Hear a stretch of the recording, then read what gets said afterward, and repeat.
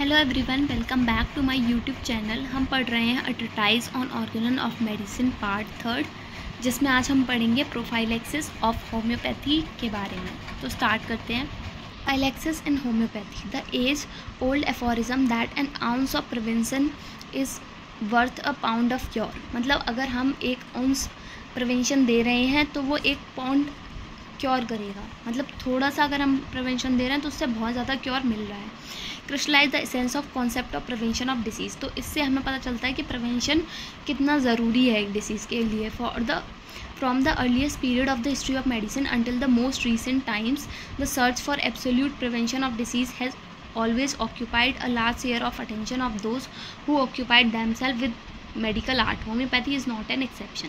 तो पुराने समय से ये चला आ रहा है। हिस्ट्री ऑफ मेडिसिन में ही हमने देखा कि बहुत मतलब पुराने समय से अब तक ये चला आ रहा है कि जो हम क्या करते हैं, डिसीज़ का एब्सोल्यूट प्रिवेंशन ढूंढते हैं और जिसमें हम बहुत ज़्यादा ध्यान देते हैं, खुद को बहुत ऑक्यूपाई करते हैं इस मेडिकल आर्ट में कि हम प्रिवेंशन ढूंढ पाएँ। तो होम्योपैथी एक एक्सेप्शन नहीं है। In fact the father of homeopathy has dream the scope of prevention long before the modern medical science as expressed in section 4.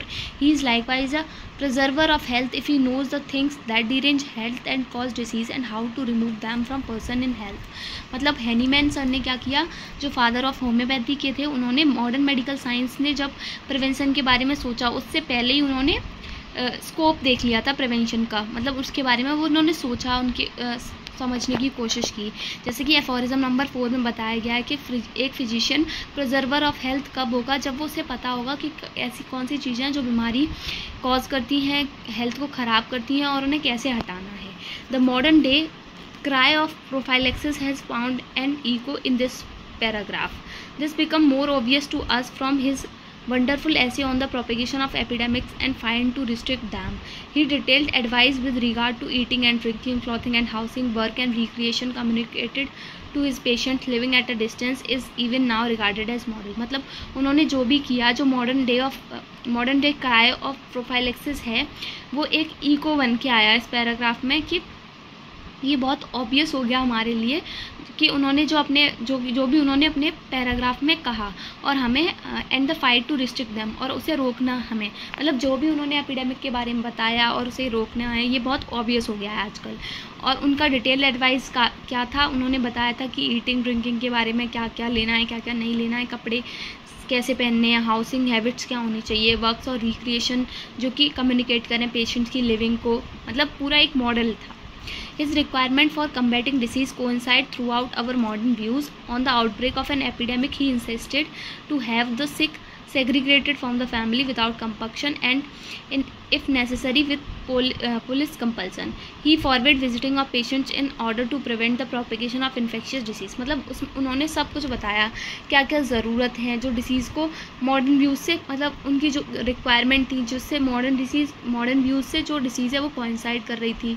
Outbreak हुआ एपिडेमिक का, उसे कैसे सेग्रीगेट किया जाए, उसमें से सिक को हेल्दी में से बिना किसी कंपक्शन के, या फिर if necessary with police compulsion. मतलब अगर ज़रूरत है तो पुलिस कंपल्सन के थ्रू कर सकते हैं, बट बिना किसी कंपक्शन के करना है हमें। और उन्होंने ये भी बताया कि पेशेंट्स को विज़िट करना है ताकि उनमें जो इन्फेक्शियस डिसीज़ हैं, मतलब विज़िट करना बंद कराना है ताकि उनमें जो इन्फेक्शियस डिसीज़ है वो फैले ना, प्रोपेगेट ना करें। Regarding this Hahnemann himself published a famous book. फिर उन्होंने एक फेमस बुक पब्लिश की, द फ्रेंड ऑफ हेल्थ। इसके 2 वॉल्यूम आए, एक फर्स्ट वॉल्यूम आया 1972 में और सेकेंड वॉल्यूम आया 1795 में। तो 1792 में फर्स्ट वॉल्यूम आया, 1795 में सेकेंड वॉल्यूम आया। What in our time have been regarded as the most up-to-date discoveries because upon scientific perspicuity and progress were initially perceived by Hahnemann with remarkable keenness and accuracy. मतलब इस overall पूरे para में सिर्फ यही बताया कि Hahnemann sir ने क्या किया। उन्होंने जो मॉडर्न मेडिकल साइंस है उससे पहले ही एक तरह से प्रिवेंशन को सोच लिया था, उसके बारे में इमेजिन कर लिया था। उन्होंने देखा था कि एपिडेमिक्स में क्या करते हैं, क्या क्या हैबिट्स अपनानी चाहिए, क्या क्या करना चाहिए, उन्होंने इस पर किताब भी लिखी। तो ये हमारे इतना काम का नहीं है, हम प्रोफाइलैक्सिस पढ़ रहे हैं तो हम सिर्फ इतना याद रखेंगे कि प्रोफाइलैक्सिस है क्या, उसके लेबल्स क्या क्या हैं, एक्सेट्रा। तो वो हम आगे देखते हैं। Levels of prevention. The objective of preventive medicine is to intercept or oppose the disease process in man or community. This may be done at various levels in the course of natural history of disease. In this regard, according to modern medicine, there are 5 levels of prevention which are as follows: health promotion, specific protection, early diagnosis and treatment, disability limitation और rehabilitation. मतलब preventive medicine का objective क्या है कि intercept करना और oppose करना disease process को, मतलब जो डिसीज़ प्रोसेस होने वाली है या हो रही है या फिर शुरू हो रही है उसको अपोज करना, मतलब प्रिवेंट करना। और ये अलग अलग लेवल्स पे किया जा सकता है। तो फिर कुछ लेवल्स दिए हैं, 5 लेवल्स। पहले प्रमोशन करेंगे हेल्थ का, फिर स्पेसिफिक प्रोटेक्शन देंगे, फिर अर्ली डायग्नोसिस करके ट्रीटमेंट दे देंगे। अगर मतलब पहले तो हम हेल्थ प्रमोट कर रहे हैं कि बीमारी होने ही नहीं दे रहे, फिर हम अगर बीमारी हो रही है तो हम स्पेसिफिक प्रोटेक्शन उसे दे रहे हैं कि हो रही है तो ना हो। फिर उसके बाद अगर हो गई है तो हम अर्ली डायग्नोसिस करेंगे और ट्रीटमेंट दे देंगे। अब हमने तब भी डायग्नोस नहीं कर पाया और डिसेबिलिटी हो गई तो हम मतलब बीमारी बढ़ गई, प्रोग्रेस कर गई। तो अगर बीमारी बढ़ गई तो हम क्या करेंगे, उसे कंट्रोल करने की कोशिश करेंगे कि वो बीमारी जाके डिसेबिलिटी कॉज ना करे, तो डिसेबिलिटी को लिमिट करेंगे। अगर डिसेबिलिटी भी हो गई तब भी हम हार नहीं मानेंगे, हम वहाँ पर रिहेबिलिटेशन करेंगे। ये सब आपने कम्युनिटी मेडिसिन में भी पढ़ा होगा कि ये सारे उसमें अच्छे से समझाया कि प्रिवेंशन के लेवल्स क्या होते हैं, कैसे कैसे क्या। पर हम यहाँ पर सिर्फ इतना ही समझेंगे कि हेल्थ प्रमोशन करना है, स्पेसिफिक प्रोटेक्शन करना है, अर्ली डायग्नोसिस और ट्रीटमेंट देखना है, डिसेबिलिटी लिमिटेशन देखना है और रिहेबिलिटेशन करना है। अब इनको एक एक करके समझते हैं। अब इसमें एक लाइन दी है कि जितने भी ऊपर मेंशन किए गए हैं लेवल्स प्रिवेंशन के, होम्योपैथ्स को उनसे कोई भी ऑब्जेक्शन नहीं है, कोई भी कॉन्ट्रोवर्सी नहीं है। सिर्फ स्पेसिफिक प्रोटेक्शन जो होम्योपैथी का है वो अलग है थोड़ा, तो हम वो आगे देखेंगे क्या है। सबसे पहले हम देखते हैं health promotion. First level of prevention, health promotion is not directed at any particular disease but is intended to improve the general health and wellbeing of individual and community. मतलब फर्स्ट लेवल ऑफ प्रिवेंशन है ये health promotion को हम किसी भी particular disease के लिए direct नहीं करते हैं, हम इसे जनरल हेल्थ के इम्प्रूव करने के लिए करते हैं, या फिर जो वेलबींग है इंडिविजुअल की या कम्युनिटी की उसको इम्प्रूव करने के लिए। जैसे एडिक्वेट न्यूट्रिशन, अब किसी को कहीं पर न्यूट्रिशनल डिफिशिएंसी हो गई तो वहाँ डिसीज़ हो जाएंगी, या एक्सेस हो गई वहाँ, तो एडिक्वेट न्यूट्रिशन कितना चाहिए एक पर्सन को। कैल्शियम की कमी से बहुत सारी बीमारियाँ होती हैं, कैल्शियम के एक्सेस से बहुत सारी बीमारियाँ होती हैं, वैसे बहुत सारे आयोडीन की डेफिशिएंसी से बीमारी हो रही हैं। तो हमें एडिक्वेट न्यूट्रिशन देखना पड़ेगा कि हमें क्या चाहिए, कौन से विटामिन की हमें ज़रूरत है, कहाँ हम डेफिशिएंट कर रहे हैं। प्रोविज़न ऑफ सैनिटरी एनवायरनमेंट, दूसरा है कि सैनिटरी एनवायरनमेंट का प्रोविज़न लाना चाहिए, जैसे सेफ वाटर सप्लाई हो गया, सेफ डिस्पोजल ऑफ एक्सक्रीटा और अदर वेस्टेज हो गया, हेल्थफुल हाउसिंग हो गई, control of insect and rodents हो गया, provision of safe working condition, provision of recreating facilities. मतलब हर चीज़ से साफ़ पानी पियेंगे तो बीमारी नहीं होगी, अच्छे से कूड़ा डिस्पोज कर रहे हैं, इधर उधर पॉल्यूशन नहीं हो रहा तो बच के रहेंगे, हाउसिंग हेल्दी होगी तो इंसेक्ट और रोडेंट्स अगर हम कंट्रोल कर लेंगे तो हमें जो इंसेक्ट से होने वाली जो बीमारियां हैं जैसे मलेरिया हो गया, डेंगू हो गया, चिकनगुनिया हो गया है, तो ये सब नहीं होंगी। और सेफ़ वर्किंग कंडीशन होगी तो हम सेफ़ रहेंगे। ठीक है, पर्सनल हाइजीन रखनी है, हेल्थ एजुकेशन के बारे में बताना है, मैरिज काउंसलिंग देनी है, क्योंकि बहुत सारी बीमारियाँ ऐसी होती हैं जो जैसे STDs हो गई, तो अगर हमने मैरिज काउंसलिंग या सेक्स एजुकेशन नहीं दी तो वहाँ पर हो जाता है। तो मैरिज काउंसलिंग देनी है, सेक्स एजुकेशन देनी है।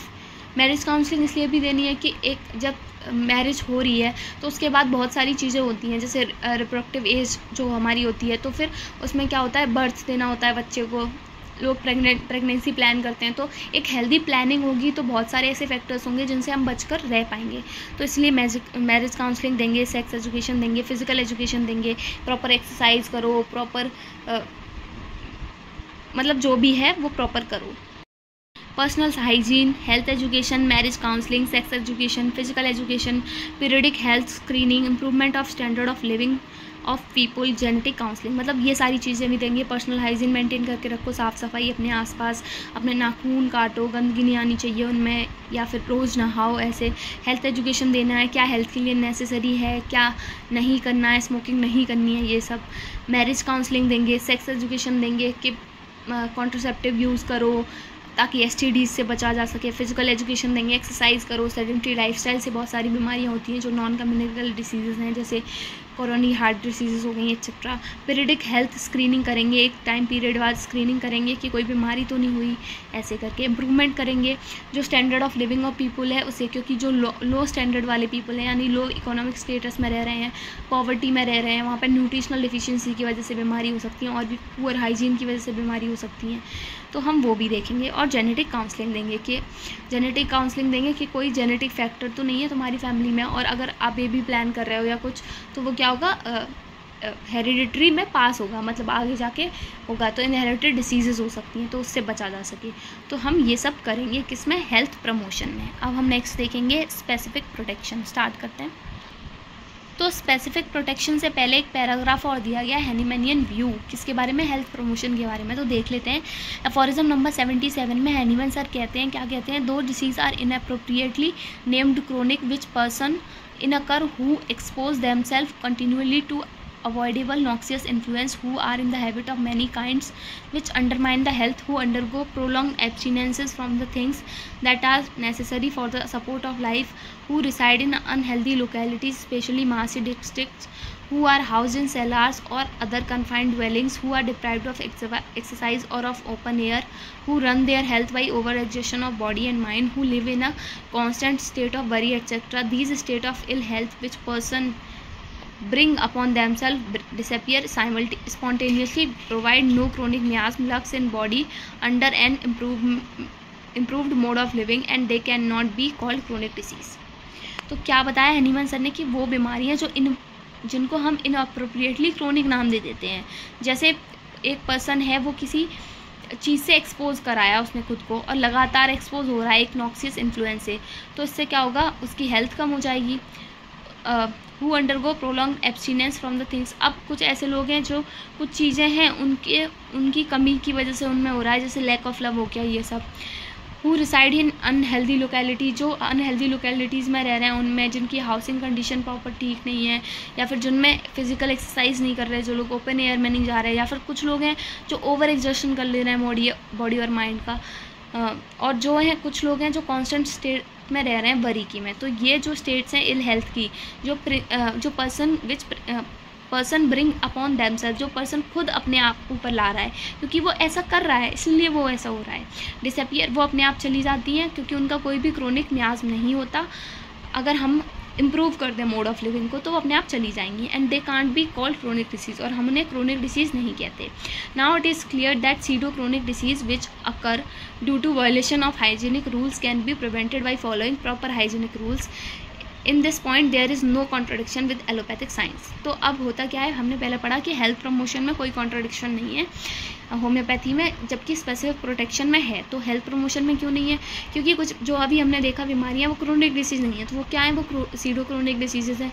तो सीडो क्रोनिक डिसीज़ कब होती हैं, जब कोई भी हाइजीनिक रूल हमने बनाया हम उसे फॉलो नहीं कर पा रहे, हाइजीनिक रूल जो बने हुए हैं हम उन्हें फॉलो नहीं कर पा रहे, उनको वायलेट कर दे रहे हैं, और खुद को प्रॉपर हाइजीनिक रूल से फॉलो नहीं कर पाना मतलब खुद को प्रिवेंट ना कर पाना बीमारियों से। तो इस पॉइंट पे कोई भी कॉन्ट्रडिक्शन नहीं है, मतलब होम्योपैथी और एलोपैथी दोनों का सेम है ये हेल्थ प्रमोशन। तो एबनॉर्मली ससेप्टेबल होस्ट है, इन्वायरमेंट और मॉर्फिक डायनेमिक एजेंट, तो डिसीज़ आएगी, मतलब कोई भी दो गड़बड़ हो जाएंगे तो बीमारी आ जाएगी। मतलब अगर ससेप्टेबल होस्ट है और इन्वायरमेंट ठीक है या मॉर्फिक डायनेमिक इन्फ्लुएंस एजेंट नहीं आया तो कोई दिक्कत नहीं, लेकिन अगर इन्वायरमेंट गड़बड़ हो गया तो बीमार हो गया, अगर मॉर्फिक डायनेमिक इन्फ्लुएंस आ गया तो बीमार हो गया। ऐसे ही तीनों को हम कनेक्ट कर सकते हैं। अब हम पढ़ रहे हैं specific protection. To avoid disease all together is the ideal, but this is possible only in a limited number of cases. जो डिसीज़ हैं एक साथ आ रही हैं वो आइडियल हैं, पर ये पॉसिबल है कब, जब लिमिटेड नंबर ऑफ़ केसेस हों तो हम उन्हें अवॉइड कर सकते हैं बीमारियों को। ठीक है, the following are some of currently available measures of specific. अब कुछ मेजर्स दिए हैं एलोपैथिक साइंस ने कि कैसे हम कर सकते हैं स्पेसिफिक प्रोटेक्शन। तो स्पेसिफिक इम्यूनाइजेशन दे सकते हैं, use of specific nutrients, protection against occupational hazards, जो ऑक्यूपेशनल हैजार्ड्स हैं उनके अगेंस्ट प्रोटेक्शन करके, स्पेसिफिक न्यूट्रिएंट्स यूज़ करके, स्पेसिफिक इम्यूनाइजेशन से, और किससे, प्रोटेक्शन अगेंस्ट एक्सीडेंट के अगेंस्ट प्रोटेक्ट होने से, कार्सिनोजन से बच के रहें, एलर्जन को अवॉइड करें, ये सब। Here also we the homoeopath should support all the measures except specific immunisation. मतलब बाकी मीजर्स तो ठीक है स्पेसिफिक प्रोटेक्शन के, कि स्पेसिफिक न्यूट्रिएंट्स हम देते हैं, ऑक्यूपेशनल हज़ार्ड से बचाते हैं, एक्सीडेंट से बचाते हैं, कार्सिनोजन से बचाते हैं, एलर्जन को अवॉइड करते हैं। लेकिन होम्योपैथी का स्पेसिफिक इम्यूनाइजेशन को नहीं मानती वो, उसका अपना एक व्यू है और एक स्कोप है। क्या है? The rest of the measures would also be followed by homeopaths. बाकी के जो इम्यूनाइजेशन को छोड़ के बाकी के जो मीजर्स हैं वो होम्योपैथ्स के द्वारा भी यूज़ किए जाते हैं। जैसे स्पेसिफिक न्यूट्रिएंट्स हो गया, वहाँ पर हम डिस्कस करते हैं कि डिसीज़ हो क्यों रही है, किस डाइटरी डेफिशिएंसी की वजह से हो रही है। फिर प्रॉपर मीजर्स लेते हैं ऑक्यूपेशनल हैजार्ड्स के अगेंस्ट, एक्सीडेंट्स के अगेंस्ट, अवॉइडेंस बताते हैं किस कार्सिनोजन को, एलर्जन को कैसे अवॉइड करना है, जो एक्ट करते हैं एक्साइटिंग और मेंटेनिंग कॉज की तरह। फिर है इनिमिकल डायनेमिक इन्फ्लुएंस और एबनॉर्मली ससेप्टेबल होस्ट। तो अगर डायनेमिक इन्फ्लुएंस भी गड़बड़ है और होस्ट भी ससेप्टेबल है तो क्या होगा? तो फिर हम बीमारी हो जाएगी। तो removal, environmental sanitation, maintenance of mental hygiene, अगर हमने इसे हटा दिया तो बीमारी नहीं होगी, होस्ट चाहे कितना भी ससेप्टेबल हो, प्रिवेंट हो जाएगा। अगर हमने ये चेन तोड़ दी, मतलब इनिमिकल डायनेमिक इन्फ्लुएंस और एबनॉर्मली ससेप्टेबल होस्ट के बीच में जो चेन है, अगर हमने वो ब्रेक कर दी तो उससे क्या होगा? उससे हमें प्रिवेंशन मिलेगा, कॉन्टैक्ट आइसोलेशन। होम्योपैथिक और एबनॉर्मली ससेप्टेबल होस्ट को स्ट्रेंथन करने के लिए हम क्या देते हैं? होम्योपैथिक प्रोफाइलैक्टिक ट्रीटमेंट देते हैं। और इनिमिकल डायनेमिक इन्फ्लुएंस को क्या करते हैं? हम रिमूव करते हैं, कैसे? वही सैनिटेशन से, मेंटल हाइजीन से, ये सब। नेक्स्ट है immunisation by homoeopathic preventive medicine. अब होम्योपैथिक प्रिवेंटिव मेडिसिन से कैसे इम्यूनाइजेशन कर सकते हैं? Homoeopathy has a great scope in preventing diseases. Homoeopathy का बहुत ज़्यादा स्कोप है डिसीज़ को प्रिवेंट करने में by homoeopathic medicine, homoeopathic medicine के द्वारा। The different methods which are advocated by the different stalwarts of homoeopathy are as follows. अलग अलग मेथड्स दिए अलग अलग स्टॉलवर्ड्स ने, क्या थे? पहला है स्पेसिफिक प्रोफाइलैक्सिस, मतलब ये होम्योपैथी के इम्यूनाइजेशन पढ़ रहे हैं हम। तो होम्योपैथिक में क्या है? स्पेशल प्रोफाइलैक्सिस है। प्रोफाइलैक्सिस दो तरह का होता है, स्पेसिफिक मेडिसिन से देंगे या फिर जीनस एपिडेमिकस से। फिर दूसरा है जनरल प्रोफाइलैक्सिस। जनरल प्रोफाइलैक्सिस कैसे देंगे? एंटी मियास्मेटिक कॉन्स्टिट्यूशनल ट्रीटमेंट देंगे बच्चों में, स्पेशली बच्चों में, या फिर एंटीसोरिक हम देंगे, मतलब एंटीसोरा है तो एंटीसोरिक, बाकी जो मियाज्मा वो by anti miasmatic constitutional treatment specially और प्रेग्नेंट मदर। अब बच्चों में, प्रेग्नेंट मदर में आगे देखते हैं। तो प्रोफाइलैक्सिस होम्योपैथी में दो तरह की है, स्पेसिफिक प्रोफाइलैक्सिस और जनरल प्रोफाइलैक्सिस। स्पेसिफिक में आ गई स्पेसिफिक मेडिसिन दे दो या जीनस एपिडेमिकस दे दो, और जनरल में आ गई एंटी मियास्मेटिक ट्रीटमेंट और constitutional treatment. Constitutional treatment pregnant women में देते हैं ज़्यादातर, और एंटी मियास्मेटिक बच्चों में। अब देखते हैं स्पेसिफिक प्रोफाइलैक्सिस क्या है। स्पेसिफिक प्रोफाइलैक्सिस मतलब प्रोफाइलैक्सिस होम्योपैथी में दो तरह की पढ़ी ना हमने, स्पेसिफिक जनरल, तो स्पेसिफिक वाली देख रहे हैं हम। Denotes prevention of particular disease by a particular medicine. एक पर्टिकुलर मेडिसिन से हम पर्टिकुलर डिसीज़ को प्रिवेंट करते हैं, उसे हमने बोल दिया specific prophylaxis. This may be achieved by the following two ways. दो तरीके से हम इसको अचीव कर सकते हैं, किसको? उस पर्टिकुलर मेडिसिन को। कैसे? Have a particular disease is prevented by specific medicine, कि एक पर्टिकुलर डिसीज़ है जो स्पेसिफिक मेडिसिन से प्रिवेंट हो रही है। The same rule that guides the homeopathy to selection of a remedy should also lead him to the discovery of prophylactic। हमें ये भी होम्योपैथ जो हैं उनको ये भी याद रखना चाहिए कि रेमेडी सिलेक्शन के लिए हमें क्या करना है। अगर हम प्रॉपर रेमेडी सिलेक्शन कर पाएंगे तो ही हम डिस्कवरी कर पाएंगे प्रोफाइलैक्टिक की। तो डिसीजेस क्या हैं? स्कारलेट फीवर तो वेलाडोना हो गई, कैम्फर हो गई। कोलेरा के लिए कुप्रमेट, वेलिट्रम एल्बम। मीजल्स में पल्सेटिला एकोनाइट। डिप्थीरिया में डिप्थेरियनम। चिकन पॉक्स में मेलेंड्रिनम। टिटनस में लिडम हिपेरिकम, और एंथ्रेक्स में anthracinum. The first and most celebrated of the prophylactics discovered by Hahnemann was the preventive of scarlet fever belladonna. मतलब जो पहली थी प्रोफाइलैक्सिस वो क्या थी? Belladonna. Regarding this Hahnemann reasoned a remedy that is capable of checking a disease on at its onset must be best preventive. मतलब जब disease का ऑनसेट हो रहा हो तब कोई रेमेडी अगर उस पर काम कर जाए अच्छे से तो हम कहेंगे वो उसकी बेस्ट प्रिवेंटिव है। Belladonna was the remedy that he found capable of curing scarlet fever in its early stage. The case of accidental preservation from scarlet fever in a child who has been taking belladonna for a particular disease occurred to his memory, and from this slight data he rightly inferred the belladonna was the prophylactic for scarlatina. और ये कैसे prove हुआ कि belladonna, मतलब पहले तो ये बताया कि जो बेलाडोना है वो स्कारलेट फीवर को अर्ली स्टेज में क्योर करने के लिए कैपेबल थी। अब इसकी प्रूविंग कैसे हुई? इसकी प्रूविंग एक्सीडेंटली हुई कि एक बच्चा था जिसमें हम क्या दे रहे थे, बेलाडोना दे रहे थे उसकी पर्टिकुलर डिसीज़ की वजह से, जो उसको हो रही थी, किसकी वजह से, अकर्ड टू हिज मेमोरी में। और फिर उसके बाद and from this slide data he rightly inform that, मतलब उसे पता चल गया, मतलब वहाँ पर क्या हुआ, स्कारलेट फीवर हुआ उस बच्चे को, हम बेलाडोना से पहले से दे रहे थे तो स्कारलेट फीवर प्रिजर्व हो गया, मतलब वो बढ़ा ही नहीं। तो इससे हमें ये पता चल गया कि जो बेलाडोना है वो प्रोफाइलैक्टिक है स्कारलेट रेटिना की तरह के लिए। He according administered his newly found preservative to the 5 remaining children of the family in which the disease has broken out violently. फिर उन्होंने किया कि जो ऑलरेडी 5 ऐसे बच्चे थे फैमिली में जिनको वो डिसीज़ ब्रोक आउट कर गई थी उनमें वॉलेंटली, उनमें एडमिनिस्टर की। To his satisfaction he found that they were all completely protected from the disease. उनके सेटिस्फैक्शन के लिए ये पता लगता है कि वो जो भी थे वो कम्प्लीटली प्रोटेक्ट हो गए डिसीज़ से, those constantly expose to emanation proceeding from affected children. Prophylactic power of belladonna for scarlet retina was later confirmed by the physicians like Bloch, Kramer, Galnacki, Wolf, Librelisi, Wilson, Ward, मतलब बहुत सारे ऐसे physicians थे जिनको पता चला prophylactic power of belladonna के द्वारा, और उन्होंने कंफर्म किया इसे using it on 1000 of patient, बहुत सारे हज़ारों पेशेंट पे यूज़ करके during the prevalence of a very malignant form of epidemic, जब उसका एपिडेमिक आया तब।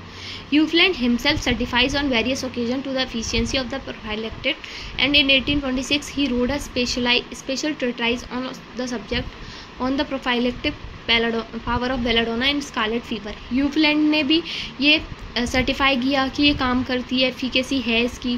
फिर 1826 में उन्होंने एक किताब ही लिख डाली, प्रोफाइलैक्टिक पावर ऑफ बेलाडोना, एक सब्जेक्ट लिख डाला in scarlet fever, wherein he collected all the evidence that had been published up to the time in favor of the prophylactic virtue of और उसके लिए उन्होंने क्या किया, उन्होंने सारी इन्फॉर्मेशन कलेक्ट की जो भी अभी तक इसके बारे में बताई पब्लिश हुई थी, सब उन्होंने कलेक्ट किया कि जो बेलाडोना है वो स्कारलेट फीवर में काम करती है।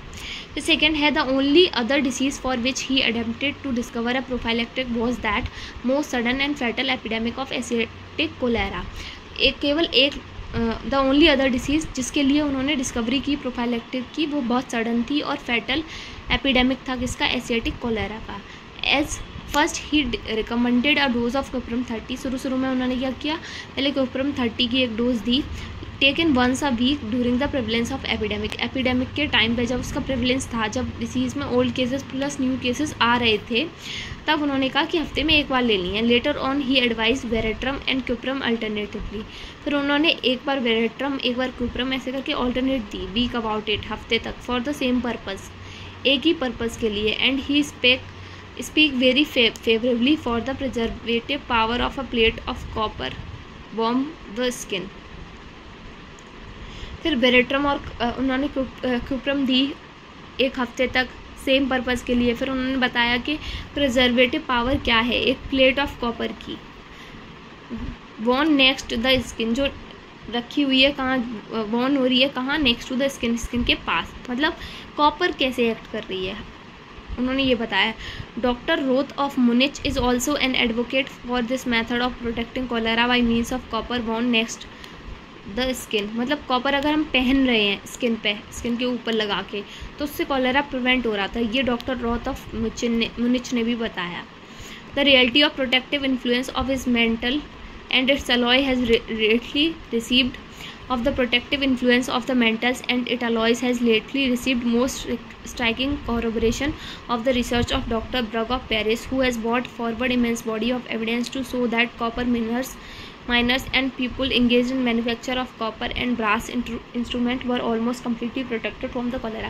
फिर इसके बारे में ही और डिस्कवरी हुई और देखा तो पता चला कि मेटल का कितना प्रोटेक्टिव इन्फ्लुएंस है और उसके जो अलॉय बनते हैं वो भी स्ट्राइकिंग कोरोबरेशन शो करते हैं। डॉक्टर ब्रग पेरिस ने बताया कि जो बॉडी है, उन्होंने ये बताया कि जो कॉपर माइनर्स होते हैं उनकी बॉडी क्या है, जो ये डिसीज़ है इससे क्या होती है, कम्प्लीटली प्रोटेक्ट रहती है। Another epidemic disease for which a prophylactic has been recommended is measles, for which Pulsatilla and Aconite have been advised.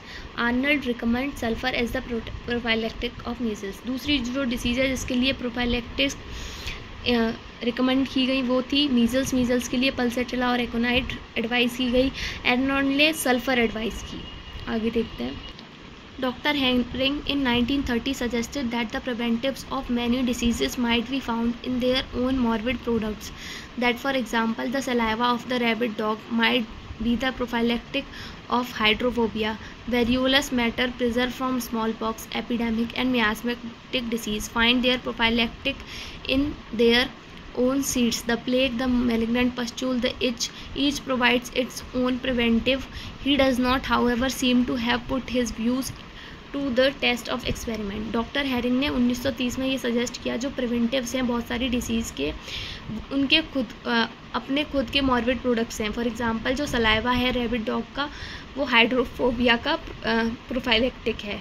जो वेरियोलस मैटर है जो स्मॉल पॉक्स से निकलता है वही स्मॉल पॉक्स को प्रिजर्व करता है। एपिडेमिक और मियास्मेटिक डिसीज़ में अब मतलब जो उनके बीज हैं मतलब उनके कारण हैं उन्हीं में उनके खुद के प्रोफाइलेक्टिक छुपे हैं। The plague, the malignant pustule, itch, ये सब खुद को ही प्रिवेंशन प्रोवाइड करते हैं। और he does not however seem to have put his views to the text. उन्होंने अपने व्यूज़ एक्सपेरिमेंट को टेक्स्ट करने में नहीं रखे, उन्होंने सिर्फ बताया। ठीक है। Doctor Crosserio proposes as a preservative against infection with gonorrhoea mercurius 33 वॉल्यूल्स taken on 2 or 3 successful nights after the suspicious connection. मतलब जब भी ऐसा लगे कि गोनोरिया होने वाला है, सस्पिशियस कनेक्शन हुआ है, मतलब तुम्हें लग रहा है कि एसटीडी हो सकती है, सस्पिशियस कनेक्शन बना है हमारा किसी के साथ, तो फिर हम क्या करेंगे 2 या 3 ग्लोब्यूल्स की 2 या 3 सक्सेसिव नाइट तक हम डोज लेंगे मर्क्यूरियस 30 की। तो ये प्रिजर्वेटिव की तरह काम करता है, प्रिवेंशन देता है। He says this practice has always succeeded with him. जब भी उन्होंने ये किया हमेशा उन्हें सक्सेस मिली। That he was guided to the choice of mercurius as the prophylactic. तो उन्होंने बताया कि जो मर्क्यूरियस है कि वो क्या है, चॉइस ऑफ मर्क्यूरियस एक प्रोफाइलेक्टिस है, homeopathic analogy of its Python, क्योंकि उसकी होम्योपैथिक एनालॉगी है वो काम करती है किस पे, उसके सिम्टम्स किससे सिमिलर है, सिम्टम्स ऑफ गोनोरिया से। ठीक है। However it requires further research to prove its prophylactic power. Prophylactic power को प्रूव करने के लिए और रिसर्च की ज़रूरत है। Specific prophylaxis by genus epidemicus. अब हमने पहली वाली पढ़ ली, स्पेसिफिक में हमने 2 देखे थे, स्पेसिफिक बाय मेडिसिन और स्पेसिफिक बाय जीनस एपिडेमिकस। तो मेडिसिन हमने देख ली, बेलाडोना उसमें दे रहे थे स्कारलेट फीवर में, फिर मर्क्यूरियस गोनोरिया में दे रहे थे, एकोनाइट और सल्फर वगैरह उसमें दे रहे थे मीजल्स में। अब देखते हैं genus epidemicus. Medicine which is indicated in majority of patient affected from N epidemic disease.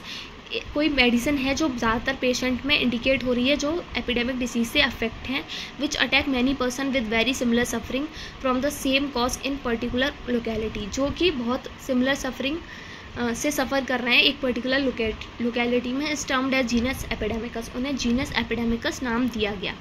मतलब एक लोकेलिटी में एक डिसीज़ है जैसे बहुत सारे पर्सन को अटैक किया है और उनमें ज़्यादातर पेशेंट हैं मतलब वो अफेक्ट हो गए हैं, तो हम वहाँ पर जो मेडिसिन देंगे उसे जीनस एपिडेमिकस देते हैं। When this medicine is applied to healthy person of that particular affected locality.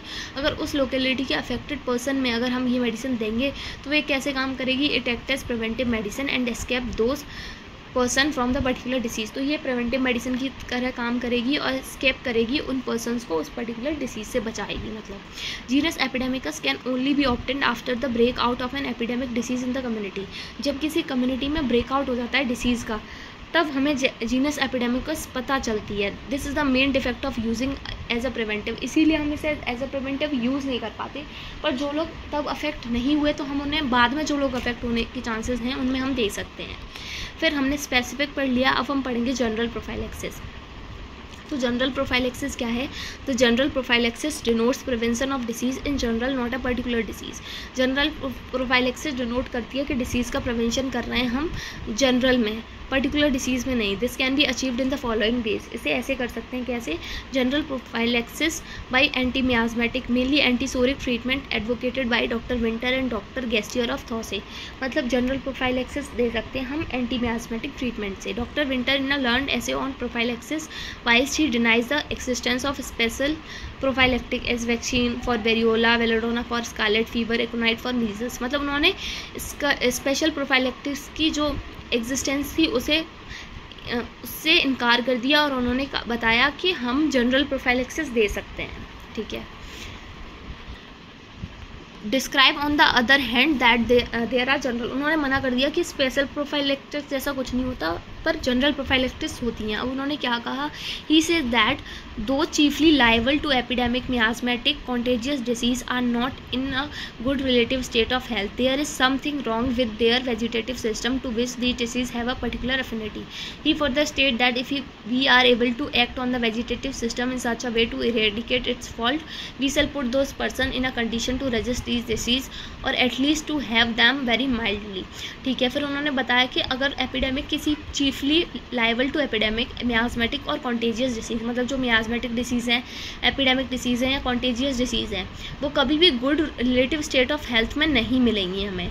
तो मतलब कुछ रॉन्ग हुआ है वेजिटेटिव सिस्टम में जिसकी वजह से डिसीज़ की अफिनिटी है टुवर्ड्स, मतलब ससेप्टिबिलिटी कम हो गई है। तो उन्होंने फिर ये बताया कि अगर हमें पता है कि वेजिटेटिव सिस्टम की गड़बड़ होने से ही बीमारी हो रही है, चाहे वो कोई सी भी हो, तो हम क्या करेंगे, हम उस वेजिटेटिव सिस्टम पर ही एक्ट करेंगे और उसका जो फॉल्ट है उसे हटा देंगे, जिससे पर्सन किस में आ जाएगा, हेल्दी कंडीशन में आ जाएगा और डिसीज़ को रेजिस्ट करेगा। और या फिर अगर डिसीज़ होगी भी तो माइल्ड सिम्टम्स आएंगे।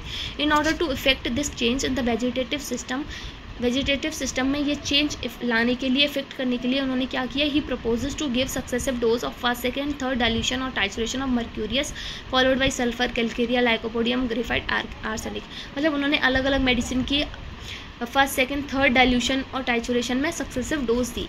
अ similar idea seems to be have occur to doctor Gessler of Thoissey, doctor Gastier के भी दिमाग में ऐसे ही कुछ आइडिया आया। Who wrote a special work on the subject of prophylaxis, उन्होंने प्रोफाइलैक्सिस के सब्जेक्ट पे एक वर्क लिखा। His object chiefly to prevent chronic disease, उनका ऑब्जेक्ट क्या था कि क्रोनिक डिसीज़ को प्रिवेंट करना है हमें बस। As regards chronic disease, he start with the idea that they originate from सोरिक मियाज्म। Chronic disease के बारे में उन्होंने ये जाना कि ये सोरिक मियाज्म से ओरिजिनेट होती हैं। In most cases transmitted by patient to offspring, ज़्यादातर केसेस में पेरेंट से ऑफस्प्रिंग में जाती हैं, मतलब माता पिता से ऑफस्प्रिंग में जाएंगी। When there is reason to suspect such a heredity psoric constitution in an infant, मतलब तो हमारे पास एक रीज़न है कि हम उस इन्फेंट में सोरिक कॉन्स्टिट्यूशन जो कि हेरिडिटरी है उसे सस्पेक्ट करें, which in later life would become develop, जो बाद में जाके डेवलप्ड हो जाएगा इनटू डिफरेंट डिस्क्रेशियाज, अलग अलग डिस्क्रेशियाज में, मतलब अलग अलग डिसीज़ कॉज करेगा। Recommended that the child be subjected to an antipsoric prophylactic treatment, ये रिकमेंड करता है कि जो बच्चा उस एंटीसोरिक प्रोफाइलैक्टिक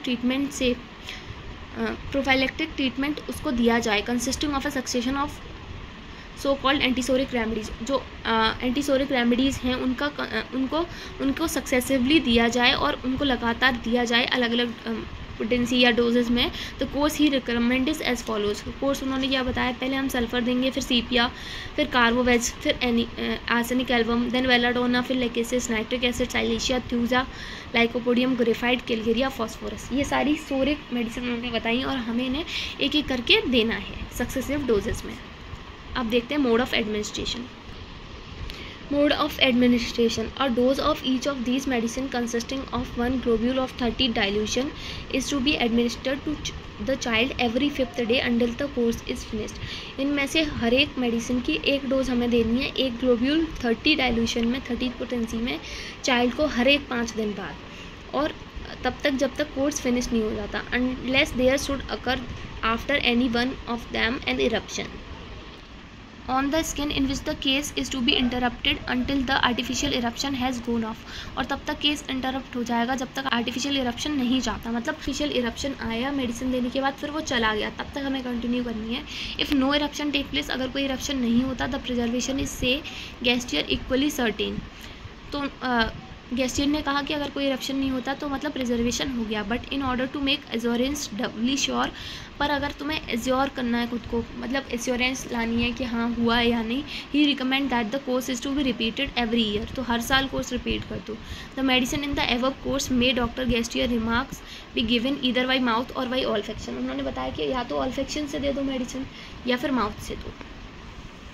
क्रिटिसिज्म, अब इसको क्या क्रिटिसिज्म मिला? There is a great doubt regarding the efficiency of the courses of medicine advise to given to the infants by doctor Winter and Gastier. Regarding this, doctor R E. Dudgeon is in the opinion that the best plan to adopt with infants is to place them in the best hygienic condition and not to resort to medicinal interference until we see something to treat। मतलब उन्होंने बताया कि infants को हम क्यों दवाई दें जब तक हमें कुछ दिख नहीं रहा, हम क्या करें, उन्हें बेस्ट हाइजीनिक कंडीशन में रखें जिससे उन्हें कोई दिक्कत हो ही ना, फालतू में मेडिकल इंटरफेरेंस देने की क्या ज़रूरत है। It will often happen that we may obtain a correct knowledge of the peculiar diseases of a child। ये होता है कि हमें इट विल ऑफन हैपन, ये अक्सर इसलिए होता है कि हम ऑप्टेन कर वी मे ऑप्टेन कि ये इट विल ऑफन हैपन, ये अक्सर होगा कि हम correct knowledge of peculiar diathesis, जो चाइल्ड की पेक्यूलियर डायथिसिस है उसके बारे में सही जानकारी जान लेंगे फ्रॉम वेरी ट्राइवियल साइन, बहुत जो ट्राइवियल साइंस है उनके द्वारा, ड्यूरिंग द फर्स्ट वीक और मंथ ऑफ इट्स लाइफ, उसकी फर्स्ट वीक और मंथ्स ऑफ लाइफ में, and be enabled by the administration of appropriate remedies, और अप्रोप्रिएट रेमेडीज़ को एडमिनिस्टर करके to check such diathesis in the bud, उन diathesis को ख़त्म कर सकते हैं, उनको कम कर सकते हैं। Moreover to fix a certain definite course of medicine that is to be cram down every suspected infant's throat is very senseless and illogical process. और अगर हम हर इन्फेंट को एकदम सस्पेक्ट की नज़र से देख रहे हैं और उन्हें मेडिसिन दे रहे हैं, उनमें कोर्स चला रहे हैं, ये तो एकदम सेंसलेस और इलॉजिकल प्रोसीजर हो गया ना। फिर उन्होंने बोला general prophylaxis by constitutional treatment specially of pregnant mother को कॉन्स्टिट्यूशनल ट्रीटमेंट दे रहे हैं हम। Doctor Fearson has favoured a course of preventive treatment in cases of suspected constitutional tendency to disease, not only in the very earliest infancy but also from the very moment of conception when that can be ascertained। मतलब इन्होंने ये बताया doctor फियरसन ने कि जो pregnant mother है, मतलब जैसे ही कंसेप्शन होता है वैसे ही हम उसको कॉन्स्टिट्यूशनल टेंडेंसी देखें उसकी डिसीज़ की और ट्रीटमेंट देना शुरू करते हैं। तो constitutional treatment of the foetus shall be through the system of mother, अगर हम दे रहे हैं फीटस को तो कहाँ से जाएगा, मदर के सिस्टम से होके जाएगा। He does not enter into any detail respect into the constitutional preventive treatment to be adopted like doctor Winter and Gastier जैसा उन्होंने कोई वे तो नहीं बताया कि कैसे, डिटेल नहीं बताई उन्होंने कि कैसे देना है हमें वो constitutional preventive treatment. However if the mother is unhealthy during the gestation, मतलब उन्होंने बताया कि अगर मदर अनहेल्दी है गेस्टेशन के टाइम पे, we should devote great attention to her treatment, तो हमें उसके ट्रीटमेंट पर ध्यान देना है।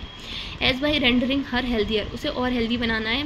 We may greatly influence the constitution of the foetus that derive sole nutrition from her, तो हम इससे जो फीटस का कॉन्स्टिट्यूशन है उसे भी इन्फ्लुएंस कर सकते हैं क्योंकि उसको न्यूट्रिशन तो मदर से ही मिल रहा है। तो उसका कंक्लूजन क्या था? दो the efficacy of homeopathic prophylactic remedies for various condition has not be prove by control studies, मतलब कंट्रोल स्टडीज़ या फिर स्टैटिकल रिकॉर्ड के द्वारा हालांकि प्रूविंग नहीं हुई होम्योपैथिक प्रोफाइलेक्टिक रेमेडीज़ की एफिशिएंसी की, कितना काम करती हैं कितना नहीं। Yet generation of homoeopaths have use these remedies to prevent these condition and they claim to have done successfully, पर बहुत सारे होम्योपैथ ने उन रेमेडीज़ को यूज़ किया कंडीशन को प्रिवेंट करने के लिए और उन्होंने बताया कि ये सक्सेसफुली काम करती हैं। So they are efficacy may be accepted on the basis of experience, मतलब एक्सपेरिमेंट के बेसिस पर नहीं पर एक्सपीरियंस के बेसिस पे हमने मान लिया कि वो एफिशियस हैं, एफिशिएंसी है उनकी। If the homoeopathic school is to put up an effective opposition to the growing demand of modern preventive medicine, a thorough scientific study in this field is absolute necessary। अगर homeopathic school if the homeopathic school is put up, अगर वो opposition करता है किसकी, growing demand of modern preventive medicine, जो modern preventive medicine है उसकी जो ग्रोइंग डिमांड है उसका अपोजिशन करता है, a thorough scientific study is in this field is absolute necessary, तो उसे स्टडी भी करना चाहिए, इस फील्ड में थोड़ी स्टडी करनी चाहिए जो कि ज़रूरी है। तो ये था प्रोफाइलेक्सिस एंड होम्योपैथी के बारे में। आई होप आप लोगों को वीडियो पसंद आया हो। अगर आपको वीडियो पसंद आया हो तो लाइक करें, चैनल को सब्सक्राइब करें और कोई भी क्वेरी है तो कमेंट सेक्शन में पूछ सकते हैं। Thank you for watching.